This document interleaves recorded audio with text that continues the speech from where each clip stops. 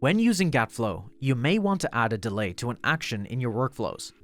For example, if you create a workflow that adds email forwarding for a user, you can then add a delayed action to remove the forwarding after a few days. In this video, we'll show you how. First, navigate to the Create Workflow area of the GAT Flow tool. Enter the name of your workflow and select its type. I'll choose Modify. I'll then select Next.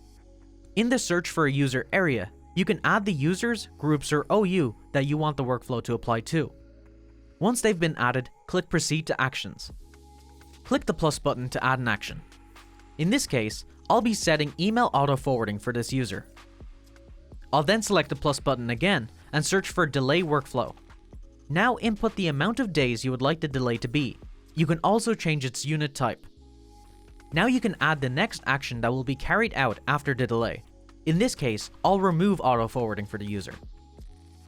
When finished, click Send Approval Request. Your request will be sent to your domain's GAT Unlock security officer, who will need to approve it. Once approved, your workflow will run. That covers this GAT Flow how-to. Thanks for watching. If you enjoyed this GAT Labs video, please like and subscribe and ring the bell for regular updates. You can also get a free 15-day trial of GAT Plus by following the link in the description.